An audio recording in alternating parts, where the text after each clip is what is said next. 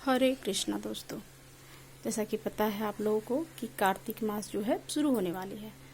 तो बहुतों का सवाल था, मैं कार्तिक मास का जो वीडियो है दोस्तों मैं आज पहली बार बना रही हूँ, क्योंकि बहुतों का कमेंट था कि दी कार्तिक मास में किस प्रकार से हमें हर चीज़ का वर्जित करना होता है, या कार्तिक मास जो मुझे नहाने का इच्छा है, कार्तिक मास में मुझे भगवान विष्णु की पूजा करने की इच्छा है, तो हम किस प्रकार से कर सकते हैं। तो सबसे पहले तो हम जान लेते हैं कि कार्तिक मास का स्नान जो है वो हमें 3 प्रकार से करनी होती है, मतलब 3 प्रकार से आप कर सकते हैं। जैसे कि एक कार्तिक मास की जो होती है पूजा वो बहुत ज़्यादा टफ होता है, तो उसे करना थोड़ा सा मुश्किल होता है दोस्तों। तो हम आसान तरीके से भी कर सकते हैं, भगवान को भज सकते हैं।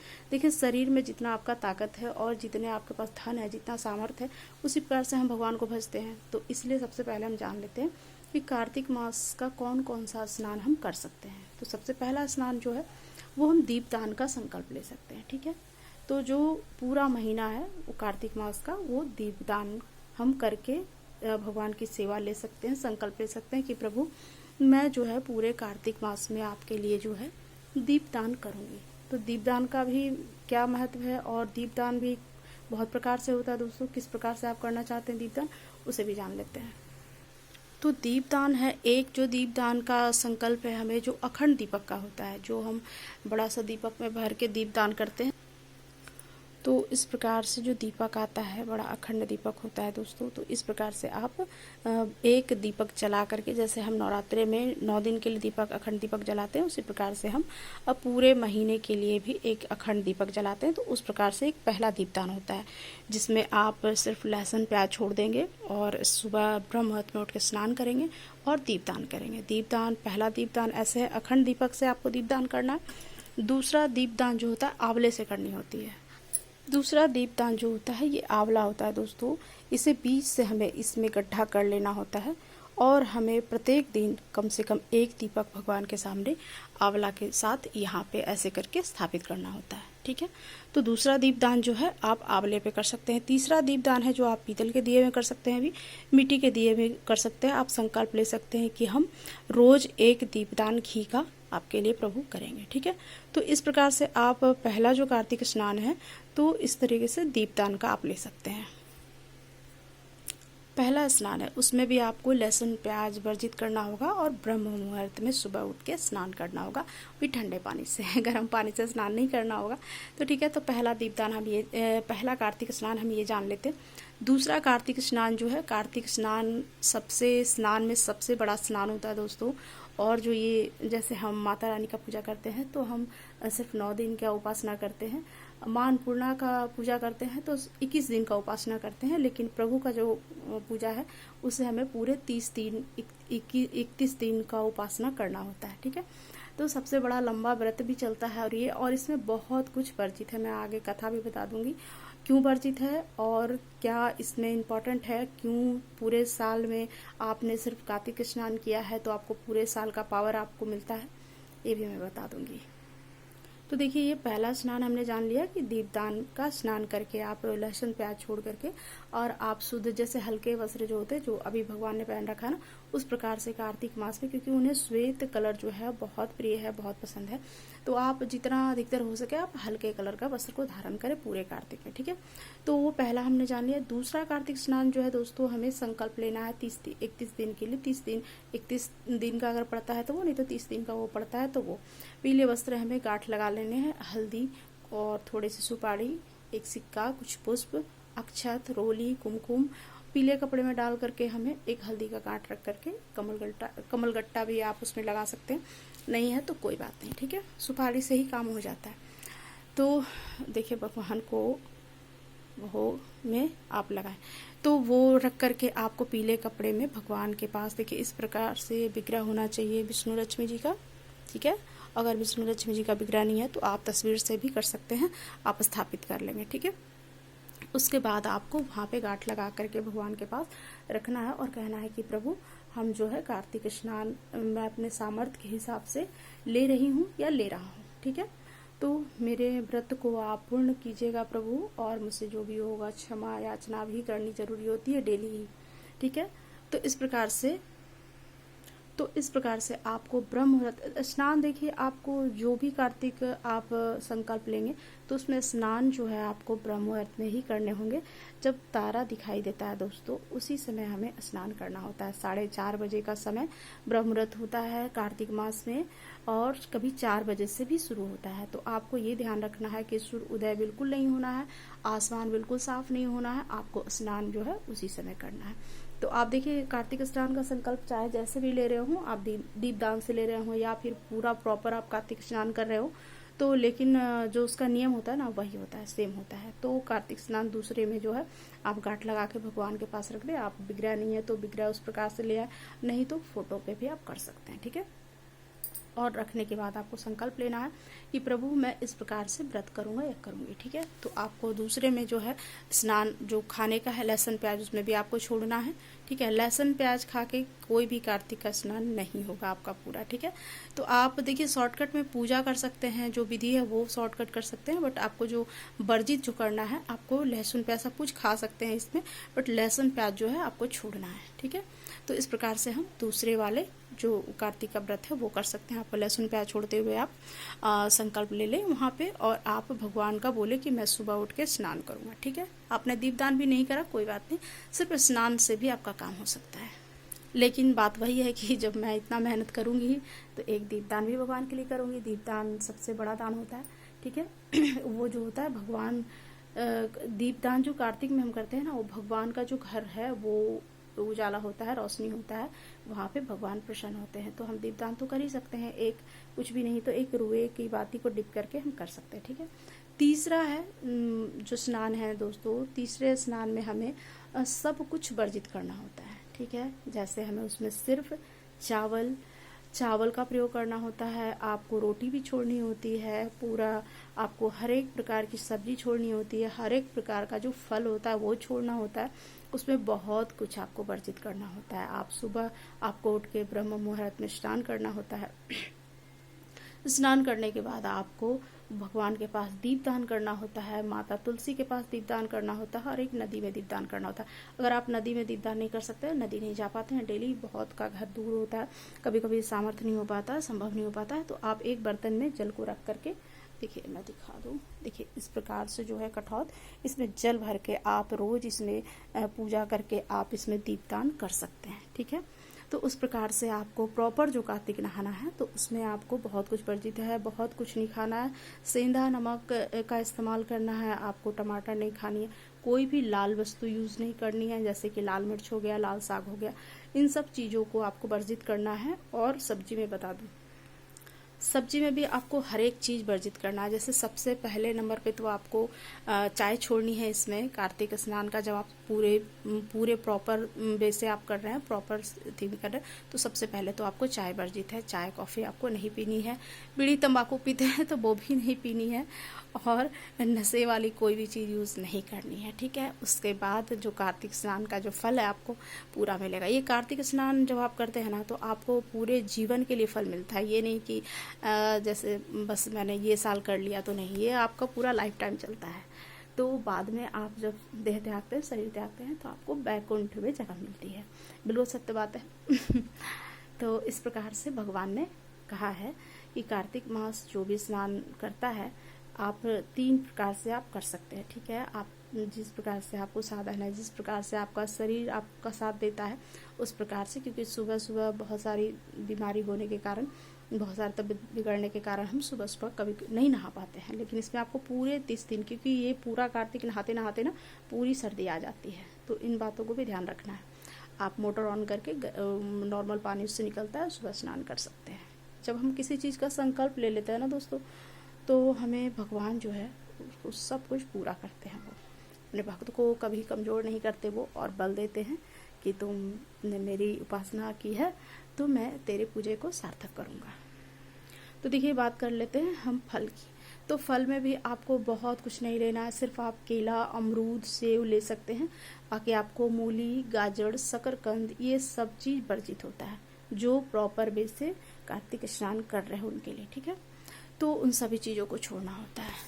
तो इसमें खा क्या सकते हैं, तो चावल खाना होता है, आप दही चाहे तो दूध दही इस्तेमाल कर सकते हैं, दूध दही से खा सकते हैं। देखिए दाल में भी बता दूं मैं, सिर्फ और चने का दाल का आप यूज़ कर सकते हैं, मूंग मसूर अरहर की दाल नहीं खा सकते हैं। ठीक है, तो दाल सब्जी फल में हमने बात कर लिया इन सभी चीज़ को। और सब्जी में जो है आपको मूली गाजर गोभी जो है, गोभी एकदम मतलब सख्त नियम से गोभी जो है, जो प्रॉपर स्नान करेंगे तो उनके लिए देखिए गोभी ऐसे आप जो भी स्नान तीनों में से कोई भी स्नान कार्तिक का कर रहे हैं तो आप गोभी छोड़ देंगे तो बड़ा बेहतर होगा। ठीक है, कोई कोई चाय के बिना नहीं रह सकते हैं, तो देखिए आप गुड़ की चाय जो होती है ना सुबह, वो बना करके आप ले सकते हैं। उसमें आप थोड़ा सा गुड़ डालें, थोड़ा सा तुलसी पत्र डाल लें, इस प्रकार से डाल करके आप गुड़ की चाय पी सकते हैं। ठीक है, चाय पत्ती यूज़ नहीं करेंगे, आपको फिर आदत भी हो जाएगा। तो इस प्रकार से जो प्रॉपर वाली एक स्नान करना है आपको दोस्तों, तो उसमें आपको लाल चीज़ों का त्याग करना है। ठीक है, लाल चीज़ वर्जित है, जैसे टमाटर है, लाल मिर्च है, लाल साग है, इन सब चीज़ों को, मसूर दाल है, इन सब चीज़ों को आपको वर्जित करना है। गोभी की बात रही तो गोभी पे मतलब कथा में भगवान ने बताया है कि गोभी क्यों नहीं खानी चाहिए। तो इस प्रकार से आप तीसरा स्नान कर लें। चौथे में हम जान लेते हैं जब हम व्रत करते हैं तो व्रत जैसे हम नवरात्रा करते हैं तो कलश स्थापना करते हैं, तो उसी प्रकार से आपको जब कार्तिक स्नान आप स्टार्ट करेंगे किसी प्रकार से, जैसे आप सिंपल वाली कार्तिक स्नान कर रहे हैं या फिर प्रॉपर वाली कार्तिक स्नान कर रहे हैं, तो उसमें आपको कलश जो है लगाना बहुत ज़रूरी है दोस्तों। एक तो मैंने बताया या खंड दीपक वाली, और एक जो है आपको कलश लगाना है भगवान विष्णु के लिए। वहाँ पे नारियल लगा करके आपको 30 दिन के लिए, 30 या 31 दिन का जो पड़ेगा, तो उसमें आपको कलश लगा लेना है और संकल्प लेना है कि आप किस प्रकार से कार्तिक स्नान करेंगे। ये हमारी माँ लक्ष्मी। और पूरे महीने में दिवाली भी देखिए बीच में आ जाती है, करवा चौथ भी आ जाता है, तो इस प्रकार से हम चांद सूरज और भगवान विष्णु महालक्ष्मी गणेश जी सभी की पूजा करते हैं, भोलेनाथ की भी पूजा करते हैं। देखिए आप नदी नहीं जा रहे हैं कार्तिक स्नान में, तो आपने रोज जो नदी में जो दीपदान करना होता है, तो मैं कठौत में मैंने बताया है, उस प्रकार से आप कठौत में दीप को रोज एक संध्या के समय दान कर सकते हैं। तो वो भी आपका गंगा जल उसमें डाल ले, पानी में गंगा जल डालने के बाद आप 3 दीप दान कर सकते हैं, तो आपको पूरा नदी का ही फल मिलेगा। ऐसा भगवान ने बताया है कि बहुत हम स्नान जो होता है, कार्तिक स्नान जो होता है नदी में ही की जाती है, तो लेकिन नदी नहीं है तो स्नान कैसे करें। तो आपको एक गंगा जल का पूरा बॉटल रख लेना है या फिर किसी बर्तन में रख लेना है, और पहले आपको गंगा जल उस जल में डालना है और फिर पानी डालना है, उसके बाद स्नान करना है। आपको वही फल मिलेगा जो आप स्थल पे, तीर्थ स्थल पे, नदी पे जाके गंगा जमुना सरस्वती में स्नान कर रहे हैं। फिर हम चौथे में जान लेते हैं कि हमें दीपदान जो है कहाँ कहाँ करनी है। तो सबसे पहला दीपदान तो है गणेश जी के पास। एक पूजा स्टार्ट करते हैं, जब हम कलश लगा लेते हैं, संकल्प ले लेते हैं, तो आपका सेम पूजा होता है। सबसे पहले गणेश जी की पूजा होती है, उसके बाद भगवान की पूजा होती है। तो उसी प्रकार से एक छोटा दीपदान हमें गणेश जी के पास कर लेनी है, उसके बाद भगवान विष्णु के पास दीपदान करनी है। तीसरा दीपदान जो है हमें सूर्य भगवान के पास करना है। चौथा दीपदान जो है माँ तुलसी के पास करना, और 5वां दीपदान जो है हमें चंद्रदेव के पास समर्पित करना है। तो इस प्रकार से हमें दीपक का भी जो है कार्तिक में नियम लेना है, और 5 दीपक आपको डेली ही दान करना है। देखिए दीपदान का आप शुरू से ही रूल रखिएगा, जैसे कि आपने दीपदान जो है वो तिल के तेल में आप कर सकते हैं। अगर घी नहीं प्रबंध हो रहा है, घी का हम उपलब्ध नहीं कर पा रहे, तो हमें तिल के तेल में, क्योंकि तिल जो स्नान हम करते हैं ना दोस्तों, तो उसमें गंगा जल और तिल डाल करके स्नान करते हैं पूरे कार्तिक, है ना, तो उससे वो आपका पूरा फल मिलता है। तो घी से आप दीपक नहीं जला रहे हैं तो आप पहले दिन से ही तिल के तेल का प्रयोग करें, और तिल का तेल का ही दीपक जलाएं। अखंड दीपक भी आपको जलाने हैं, या आंवला पे दीपक जो जलाना है, या मिट्टी के दीपक में जो जलाना है, तो आपको तिल के ही तेल का यूज़ करना है। अब हम जान लेते हैं ये हमारी जो है कार्तिक स्नान की 3 तरह से जो हमें कार्तिक स्नान करना है उसकी विधि है। आपसे जैसा सामर्थ्य होता है दोस्तों आप ऐसा कर सकते हैं। और देखिए अगर कुछ भी नहीं हो पा रहा है तो सिर्फ जैसे आप डेली पूजा करते हैं उसी प्रकार से भगवान से दया मांग करके आप उस प्रकार से भी पूजा कर सकते हैं, क्योंकि भगवान जिस प्रकार से चाहेंगे पूजा उस प्रकार से आपसे ले लेंगे। ठीक है, तो अब हम जान लेते हैं कथा।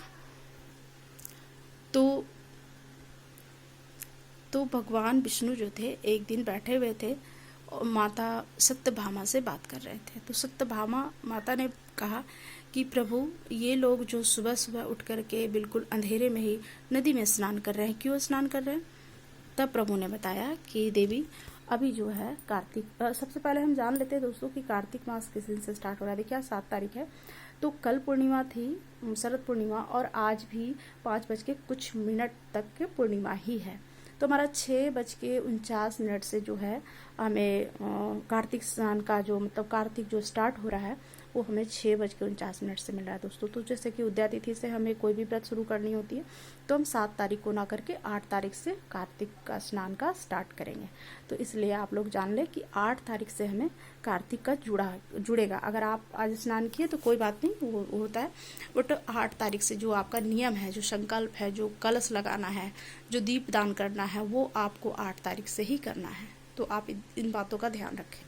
तो स्नान जो है आप 8 तारीख से करेंगे, ठीक है। तो सत्यभामा ने कहा कि क्यों प्रभु, इससे क्या होता है? तब उन्होंने बताया कि देखो, जो भी नर नारी, जो भी है, बच्चे हैं, जो भी संकल्प लेते हैं कार्तिक स्नान का, तो मैं उसमें बिल्कुल उसका सहायक बनता हूँ और उसके व्रत को जो है मैं खुद खड़ा होकर पूर्ण करता हूँ। तो माता ने कहा इस व्रत को करने से क्या होता है प्रभु? तब उन्होंने बताया कि धरती पे जितने भी व्रत हैं, जितने भी मतलब देवी का व्रत होता है, जो भी होता है, सभी चीज़ मैं पालनहार हूँ सृष्टि का, मैं सृष्टि चलाता हूँ, इसलिए ये व्रत उतना ही उत्तम है करने के लिए जितना कि सभी व्रत। तो सभी व्रत से उत्तम फल मिलता है इससे, और उत्तम फल मिलने वाला जो कार्तिक मास का व्रत है वो होता है। इसमें दीपदान और आपका स्नान, जो ये 2 चीज़ जो है आपका बहुत महत्व रखता है। और तीसरे नंबर पे है दान। तो दान भी आपको उतना ही महत्व रखता है। आप गुड़ का दान करें, तिल का दान करें, वस्त्र का दान करें, जिसको जिस प्रकार से सहायता होती है, द्रव्य का दान करें, तो उस प्रकार से आप अन्न का दान करें, उस प्रकार से आप दान कर सकते हैं। तब माता ने कहा कि प्रभु इस जन्म में तो मैं आपके पास आ गई, मैं पिछले जन्म में क्या थी क्या नहीं थी वो तो मुझे नहीं पता, आप तो पालनहार हैं, सृष्टि के रचयिता हैं, तो मैं आपसे कुछ अपने बारे में जानना चाहती हूँ।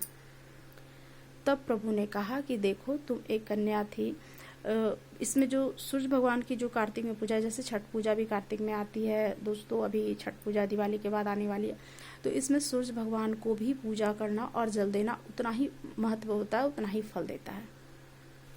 तब उन्होंने कहा कि तुम एक देवी थी, तो तुमने एक दिन जिद किया कि मुझे एक दिव्य पौधा, जिसे क्या बोलते हैं, कल्प वृक्ष जिसे बोलते हैं, तो वो कल्प वृक्ष मुझे चाहिए। तो कल्प वृक्ष के लिए मुझे जो है ब्रह्मा जी के पास जाना पड़ा और मुझे पूछना पड़ा कि ब्रह्मा जी कल्प वृक्ष कहाँ से मिलेगा। तब उन्होंने बताया कि देखिए, इंद्र जो है वो कल्प वृक्ष के पास जो है वो पहरा लगा रखा है, और उन्होंने सभी तरीके से बंदिश रखा है, करके रखा है कि ये कल्प वृक्ष जो है वो कहीं नहीं जाएगा। लेकिन माता जो थी वो बहुत जिद करने लगी कि मुझे वो कल्प वृक्ष चाहिए। तो तुम्हारे जिद से मैं गया इंद्र के पास और मैंने कहा कि ये कल्प वृक्ष मुझे सत्यभामा के लिए चाहिए। तब उन्होंने बताया कि ये कल्प वृक्ष के लिए आपको युद्ध करना पड़ेगा। तब जो जटायु था, जो युद्ध करने लगा मेरी तरफ से कि कल्प वृक्ष मुझे ले जाना है, तो उसका जो है पंख का 3 भाग जो है वो टूट गया। पहला भाग गिरा, उससे तंबाकू बना, दूसरा भाग गिरा तो उससे गोभी बना। जो मैंने बताया कि आपको गोभी वर्जित होता है कार्तिक मास में खाना, जो कार्तिक नहाते हैं, ठीक है, क्योंकि अगर आपने वो सब सेवन किया तो आपका फल, इतना मेहनत जो है आपका, वो सही फल नहीं देगा आपको, ठीक है। और तीसरा भाग जो है बन गया मेहंदी। तो इसलिए कार्तिक मास में जो कार्तिक स्नान करते हैं दोस्तों, उन्हें मेहंदी भी लगाना वर्जित होता है। तो इस प्रकार से वो जो तीनों भाग धरती पे गिरे तो वो तीन चीज़ हो गए। तो इसीलिए कहा जाता है कि कार्तिक मास में उन 3 चीज़ जो प्रभु का स्मरण करते हैं, संकल्प लेते हैं कार्तिक स्नान का, तो वो 3 चीज़ वस्तुओं को वर्जित करते हैं, वो वर्जित होता है। तो इसीलिए हमें तंबाकू, नशा का जो भी चीज़ है, जैसे चाय, कॉफ़ी, तंबाकू, बीड़ी, सिगरेट जो भी पीते हैं, तो उन्हें वर्जित करना होता है। और दूसरे नंबर पे गोभी है, तीसरे नंबर पे मेहंदी है। तो इस प्रकार से हमें तीनों चीज़ को वर्जित करना होता है दोस्तों, जो भी कार्तिक स्नान करते हैं। तो इस प्रकार से जो है कार्तिक मास की पूजा को उन्होंने पूर्ण किया। और देवी जो थी वो कहने लगी कि मैं प्रभु फिर से कार्तिक मास की पूजा करना चाहती हूँ, स्नान करना चाहती हूँ, मुझे भी वर दे, मैं संकल्प लेना चाहती हूँ। तब उन्होंने बताया कि ठीक है, तुम जो है संकल्प ले लो और लेने के बाद तुम इसे स्नान का, कार्तिक में स्नान का, दीपदान का और दान करने का जो संकल्प है वो तुम ले लो। तो उस प्रकार से उन्होंने जो है पूरे कड़े नियम से जो है, तब भगवान ने बताया कि जो भी कार्तिक मास का स्नान करता है, जो भी दीपदान करता है या दान करता है, तो उस पर मैं प्रसन्न हो जाता हूँ। तो जैसे कि सूर्य भगवान की पूजा, गणेश जी की पूजा, महादेव जी की पूजा, देवी की पूजा और भगवान विष्णु की पूजा, इन सभी को पूजा जो इंसान करता है, प्रतिदिन पूजा करता है, ये नहीं कि सिर्फ कार्तिक मास से प्रतिदिन पूजा करता है, तो मैं उस समय 5 भाग का हो जाता हूँ। 5 भाग में जैसे मैं पिता हो जाता हूँ, भाई हो जाता हूँ, भ्राता, सखा, बंधु, इस प्रकार से मैं 5 स्वरूप में उसे वरदान देता हूँ। तो इसलिए जो भी कार्तिक मास में स्नान करते हैं दोस्तों, तो प्रभु जो है 5 प्रकार से आपकी रक्षा करते हैं, आपकी कामना को पूर्ण करते हैं और आपको हर एक चीज़ में सहायक करते हैं। जो आपका अच्छा कर्म है उसका अच्छा फल देते हैं और आपके पूर्वजों को भी वो मुक्ति देते हैं। जो पितृदोष में लगे हैं उन सब चीज़ से भी उसको छुटकारा देते हैं। इसी प्रकार से जो कार्तिक मास से स्नान करते हैं उनके पास अन्न, धन, लक्ष्मी, वस्त्र, किसी भी चीज़ की कमी नहीं होती। तो जो कार्तिक मास का जो है, अगर आपने पूरे बहुत कड़े नियम वाले कार्तिक मास का स्नान नहीं कर पा रहे हैं दोस्तों, तो आप सिंपल प्रभु के पास दीपदान का भी संकल्प लेकर के आप कार्तिक स्नान कर सकते हैं। और जैसे डेली जो पूजा होती है, माता की पूजा, गणेश जी की पूजा, भोलेनाथ की पूजा, तो उन सभी को देखिए, हमारे भोलेनाथ की पूजा हो चुकी है दोस्तों और मेरी मंदिर की सब पूजा हो चुकी है और कल से जो है कार्तिक स्नान का जो है वो स्टार्ट हो जाएगा। तो दीपदान का, आंवले पे दीपदान करें, मिट्टी के कलश पे लगा करके आप दीपदान करें, आप नदी में जाके दीपदान करें, इन सभी प्रकार से आप दीप को दान करें। दीपदान करना कार्तिक मास से बहुत ही उत्तम फल देता है। आप अपने प्रवेश द्वार पे भी दीपदान कर सकते हैं। और कहा जाता है कि कार्तिक मास का जो फल है वो आपके जीवन में कभी समाप्त नहीं होता। जब आप अंत काल में देह त्याग करते हैं तो आपको वैकुंठ नगरी में जगह मिलती है। देखिए, बाकी कर्म आपके कैसे हैं उस प्रकार से भी आपका डिपेंड करता है, उस पर भी भगवान विचार करते हैं और उसी प्रकार से। लेकिन जब हम कार्तिक स्नान करते हैं तो हमारे बहुत सारे पाप जो हैं वो कट जाते हैं दोस्तों और हमें उत्तम फल देते हैं भगवान। और दान करने से भी हमें उत्तम फल देते हैं। जैसे एकादशी करने से, बहुत सारी एकादशी जो है पाप कुशा एकादशी है, जो हमसे जाने अनजाने में जो मच्छर, चींटी जो भी मरते हैं उन सबों से मुक्ति मिलती है। तो इसी प्रकार से ये कार्तिक स्नान है। और कार्तिक स्नान में आपको होम करना, जैसे मैंने बताया है, उपले जला करके घी का होम करना प्रतिदिन बहुत उत्तम फल देता है और तभी आपका जो कार्तिक स्नान का जो फल है वो पूरा होता है। पहला आपको दीपदान करना है, दूसरा आपको होम करना है, तीसरा दान करना है। इस प्रकार से आपको कार्तिक मास में पूरा फल लेना है, पूरा फल उठाना है आपको। और भगवान की जो आरती है वो भी आपको नित्य दिन करनी है। जो आप विशेष तौर से आप जो कार्तिक स्नान कर रहे हैं तो आपको भगवान की, विष्णु